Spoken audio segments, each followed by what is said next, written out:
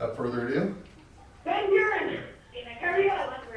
Van Buren, hurry up! Van Buren, tell Donnie with my husband that took my baby. He has a gun, he's loaded, he took the baby. He's gonna kill him, he's shooting fire. He's being idiot, man, hurry up! He's gonna shoot, he's gonna kill people. He's not gonna down the news. He just came down to Van Buren, he's shooting fire. He got my son, he stole my son. Hey! Drop the gun! Drop the gun, dude! 511, he has a kid hostage right now. He has a gun. He has made one gunshot already. We need more units. Block off all traffic. Got a black male with a child. Dude, put the kid. He's got a gun, man. He's got the kid.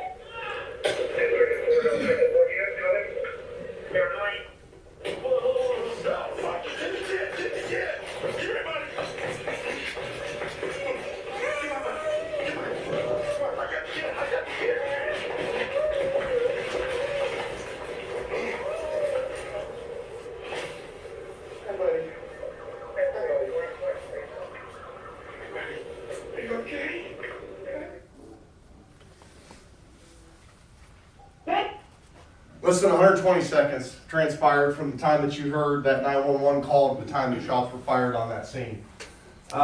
We all have that ability ourselves to be able to watch videos like this. We can stop them, we can rewind them, we can watch them in slow motion. We're able to critique the officer. We can look at the officer and say, he did this well, he did this poorly, I would have done it this way, maybe I could have done something different, and we can take some value from that. The problem is, though, for this officer, it just started for him. As clear-cut of a shoot as what we see, he's still at the beginning of what is going to be a very long road to make sure he comes out as somebody who prevails at the end of an officer-involved shooting. That's going to be an internal affairs investigation. You're going to have IA looking at you. Did you follow department policy? Did everything you do is command happy with what you did? You're going to have the criminal aspect of it. With the criminal aspect of it, we all know how that can go in 2021. There's the unpredictability associated with that.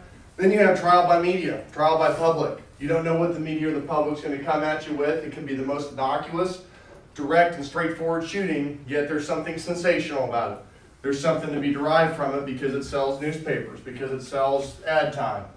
On top of that, it also gets people money donated to them if they're part of some kind of social cause. Sit-in, they're hoping to stop developers from knocking down trees.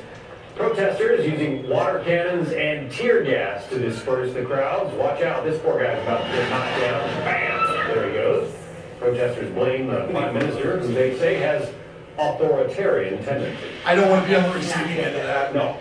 So what's it like to be an officer-involved shooting? I show that video and I show this picture because I characterize it as being on the receiving end of a blast of a fire hose. That's really the best way to put it, because you're going to have every bit of focus, the critique, the stress, the aftermath. That is directed at you. You're the focus of everything. The people that are standing around you, those are going to be the people that are your first responders on scene. Those first people that get there with you, that's going to be the people that your frontline supervisors, your command staff, even your media, bystanders, witnesses, these sort of things. But nobody's going to truly understand what it's like to be at the receiving end of that fire hose until you're on the receiving end of that fire hose. Today, with this class, I'm hoping that I can at least impart upon you a little bit of what it's like to be on the receiving end of that fire hose and ultimately maybe avoid that whenever your time comes, if your time comes in the line of duty that you end up having to potentially use lethal force, or you face a situation where things could escalate to lethal force. So a little background about me. I got into firearms at a very young age. I shot competitively when I was in high school. Sports kind of took over though. I ended up playing sports in college. Always had that competitive edge, competitive aspect to me. When I got out of sports though, got into the sciences. My background is actually in geology. I'm a rock monkey. That's what I like to do. I like to look at rocks and find out where they came from. But that scientific aspect of me has actually played when I got back into firearms, still as a civilian before I got into law enforcement. I looked at ways to better myself, not just at shooting a firearm, but also as somebody who was carrying a firearm concealed on my person. These are some of the seminal works, some of the books that I've read over the years that help drive my interest into what exactly goes into not just competitive shooting, but aspects of having a lethal force encounter. I'll get into Jim Sorrell a little bit later on. If you've not read In the Gravest Extreme by Masad Ayub, I highly recommend it, as well as No Second Place Winner by Bill Jordan, legendary Border Patrol officer. So, Go back. yeah, if you guys want to write those down, I'll absolutely give you that opportunity too. Do they have them on audio version? I think In the Gravest Extreme is not audio. No Second, Jordan's been dead for decades, so that's not on audio. I know Cirillo stuff probably is on audio. Cirillo passed away in a car accident a few years back. Cirillo's phenomenal. He's 17 gunfights in his career with NYPD. So that's unheard of in this day and age. So could you read the book on YouTube and then, I'll text it to you, yeah. or I'll just soothe you over the days. So this is about 10 minutes after my first code run. We all know Kyle. So I got started in law enforcement after a buddy of mine said, "You really like in law enforcement, come on a ride along with me." Ran code to a shots fired incident. I went and applied for academy the next week. Graduated from Drury's Law Enforcement Academy in 2015. I know everybody knows Justin. So, and then within short order, went full-time patrol after reserving for several years, recreating that same photograph. Worked with Webster County Sheriff's Office for 2.5 years. During that time, I continued to look at ways, how am I going to improve? Now I have a badge. They give me lights on this car. They give me arrest powers. This is something that's more serious. I need to continue to train, continue to improve. That meant I went to Masad Ayub Group's MAG 40 class. That meant getting my post, this is during my post certification for firearms instructor. And that also meant I should continue to shoot competitively.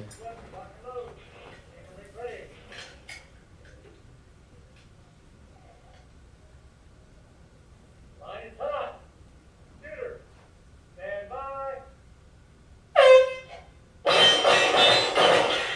I share that video simply just to try and make myself look good, because this dude kicked my ass on the next 3 rounds. This was up at the Missouri-Kansas border battle. These guys are absolutely phenomenal. KCPD knows how to freaking shoot. Continue to place competitive. I highly recommend, if you're not in some form of competitive shooting, get into competitive shooting. It's not just the fact that you're competing and maybe you can get a medal or something like that. What it is that you're going to have that ability to put a little bit extra stress on yourself. When we go out and we qualify in a range, we don't have that clock always there. Sometimes we do if your time quals.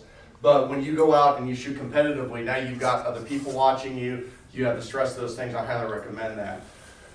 Well, as a Webster County Sheriff's Office, I had my first officer-involved shooting on November 21st, 2017. I'll discuss that later. After some time, I decided I wanted to try and go to a little bit bigger agency. Not that I was dissatisfied with Webster. I'm not kissing their butt because they're hosting it today. But I wanted to go to someplace bigger, get a little more opportunity to see a little bit more big city cop work. In 2018, I went to the Springfield Police Department, went through a second police academy there, graduated. During that time, I was one of the responding officers to a roving active shooter, where we had 2 officers wounded, one of which was killed.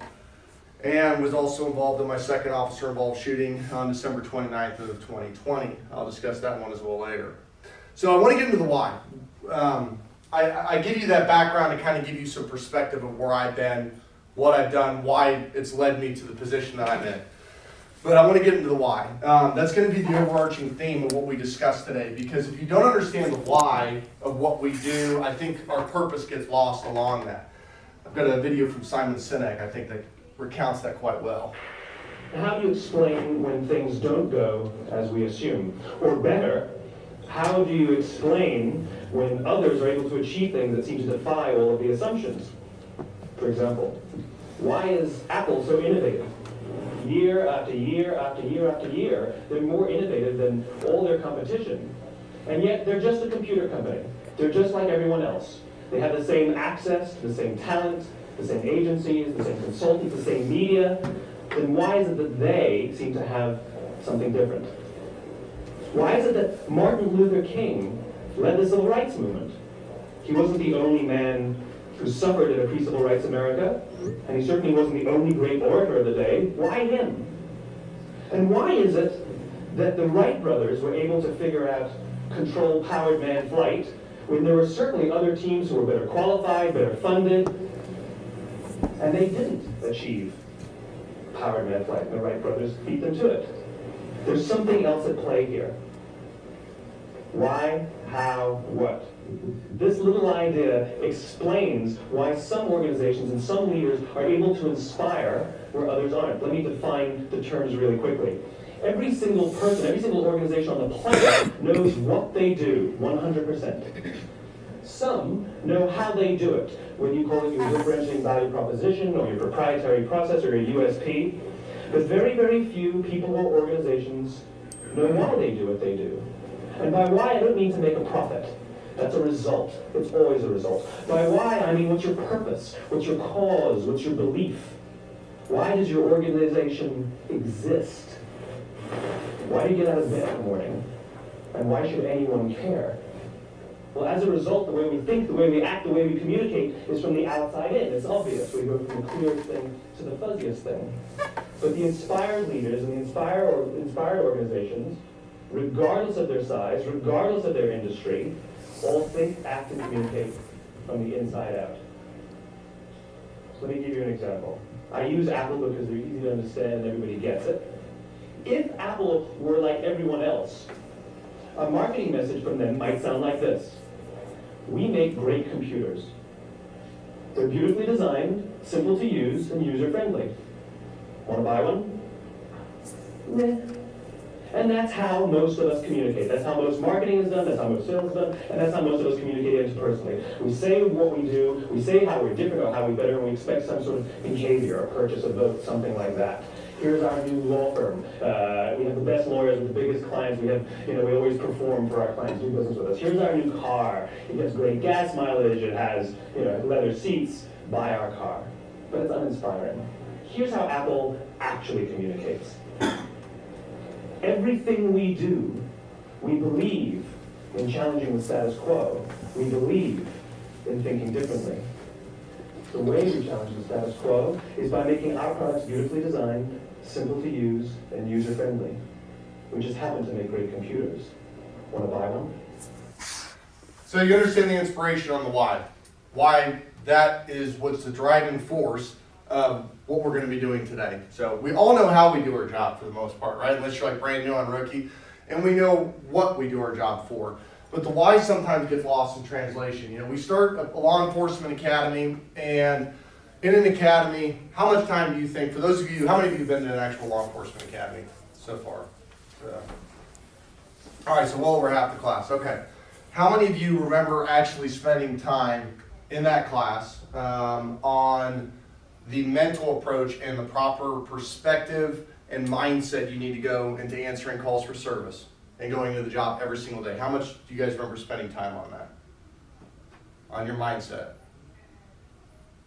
How much? Does anybody remember? Probably about an hour. Hours, percentage, what do you want? Yeah, hours. Hours. How many hours do you think? 2, maybe 3 hours, maybe a day on that. But what is going to be the driving factor normally when we respond to calls for service? It's our mindset, the critical aspect of it. They give us all these tools when we go to a law enforcement academy. They teach us how to use them. They teach us when we can use them. They don't teach us why we use them. They don't teach us the purpose behind when we use one of these tools, whether it be a taser, your handcuffs, these sort of things. Maybe you should know the case law. You should know the legalities behind when you can use your taser, your handgun, your handcuffs, your pepper spray. But we don't always get necessarily into the why. And the why is what's going to help your mindset when you're leading up to, during, and then after a potential critical incident such as an officer-involved shooting. And then when you look at firearms training, did they ever get into the mindset aspect of it? I think anybody who went to jury is going to say, yes, we did. That was covered in there. But how long of that was, what was that? Was that probably in an 80-hour block? That was another 2 hours. Talking about the after effects of an officer-involved shooting, lethal force encounter, these sort of things. There wasn't as much focus on that. So we're not necessarily driving the why as much when we put people out on the streets. We're not really preparing them, unfortunately, for the potential for a lethal force encounter, or even better yet, developing their mindset so they can recognize the factors that may lead to it so they can actually avoid having one. We end up rolling the dice. And oftentimes, when you get out on the street, because you're ill-prepared, it starts looking like this sort of stuff. it's a blind pillow fight, right? I don't know if you guys remember going to your first call for service. I know, like, working my first domestic, you're like, holy shit, I'm supposed to take somebody to jail, right? I'm supposed to do this or something. And you're just wandering around trying to figure stuff out. Eventually you get frustrated and you start doing stuff like this. We'll do it live. We'll do it live. Fuck it. Do it live. I'll write it and we'll do it live. Fucking thing sucks. Yeah, we've all had that call, right? Fucking we'll do it live. That was my second academy's unofficial motto. Or we just throw shit at the wall until it sticks, right? We just we figure something out, we do it, and we go, hey, that worked on that call for service. I'm gonna do that on my next call for service. That worked on that domestic, I'm gonna do that on the next domestic. How many times have you heard the classic adage on domestics where it's, if I have to come back here, somebody's going to jail? Legally, can you take somebody to jail if you have to come back there? No, you can't. People say that shit all the time because they think it works, right? We get stuck into those habits. What are the consequences of those potential habits? Survivorship bias. Anybody familiar with this? All right, so World War II. Airplanes are coming back from the European theater and they're getting shot to shit. All those red dots indicate the main areas of aircraft that are coming back from bombing runs over Europe. Whenever these aircraft came back, they go, my God, these things are shot to hell. You know what? If we reinforce these areas on the aircraft that are coming back, that are shot to hell, we're going to increase survivability. What's the problem with that? Huh? Be too much weight. Not too much weight, yeah, it's a factor. But what are these areas that don't have red dots in here? What are those areas? Weak spots. Yeah, those are the aircraft that are coming back.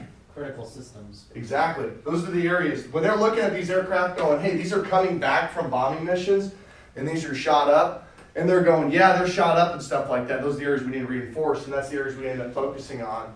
We end up developing a bias on that because those areas aren't coming back shot up because those airplanes aren't making it back. That's survivorship bias. How does that tie into law enforcement? When we go out and we work repetitive calls for service, and we think that because we had a close call and something worked in those instances, we develop a bias. Just like we do with these aircraft, thinking that whatever it was that we did, that's probably the area that we need to reinforce and not necessarily addressing the things that people don't come back from or the things that go wrong. This is an officer-involved shooting from earlier this year, April, San Antonio. Let's watch it. I was occupied by 2 men and 1 woman. Hey, stop getting in your pocket, bro. Immediately after making contact with the driver, the officer instructed the front seat passenger to stop going through his pocket. Shortly after, the officer asked the driver to turn off the car and place the keys where the officer can see them out of concern that the driver may drive away. Turn the car off. Like gas, man. Sorry, no. Use the keys. What? Someone's putting them up here so you don't take off. If you ain't gotta take off, I'm just gonna put them up here just so you don't take off. Through my seat. There you go. Put them up there. Yeah, there you go. The officer then asked for the ID of the passenger. You got your idea, man? Well, this is my passenger. And the officer asked the driver to step out of the car after he says he smells marijuana.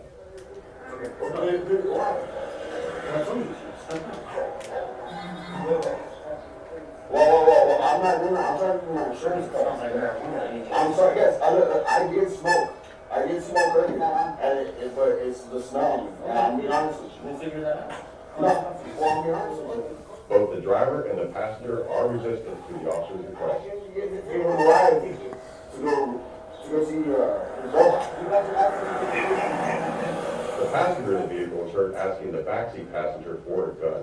Listen for this. Oh, Officer, this is it. I thought you were gonna get the insurance card. No.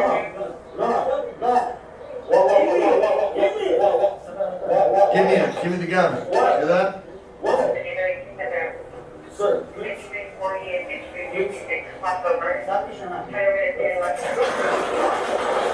The suspect's gunfire hits the officer in the hand. Gunfire also strikes his police radio. The officer takes cover behind his patrol unit, dropping his weapon in the process. The officer retrieves his firearm from the ground, dropping his radio in the process, and returns fire. Though his gun continues to jam because he is unable to firmly grip the gun as a result of the gunshot wound to his hand.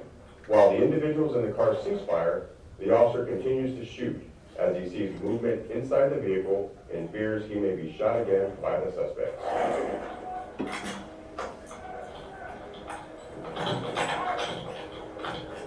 The officer retrieves his radio, realizing it is broken, and urges bystanders to call police. Shots fired. Call police! Call police!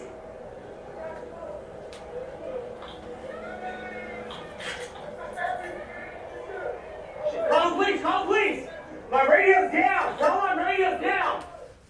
Here is a relevant portion of the dash camera video synced with the officer's body camera.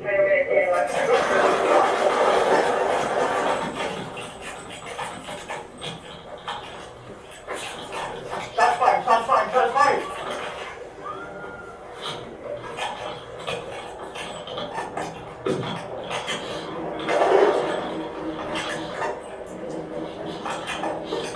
The two occupants, the driver and the passenger, were killed on this. The female passenger who handed the gun, she was critical, and she ended up being charged as well too during this incident. So I want to go cover something with this. Did anybody notice anything wrong during that video, probably with officer tactics? I want input on this. Tell me what some of the things that you guys noticed. He was Yeah. too far up on the driver's door there. He should have repositioned himself so he could see in the back seat with that window's too dark and you can't see He's the got back three seat. occupants in the vehicle. From what I understand, he did have another unit coming to him. That was the other and thing this I was probably gonna say. did code 1. Do you want them farther back? No, I'd move up in front of the mirror Yeah, I would too, where I can see his hands. so I could see the back seat passenger. So, Yeah. yeah. The other thing I noticed is just when he's running around the back of the truck, Mhm. he didn't keep his eyes on the threat. And if he, I know it's hard to run one way and look another, but Yeah. it'd have been, that guy would have had a really hard time turning around to shoot. Especially if he has back problems, you know, so he'd had a hard time turning.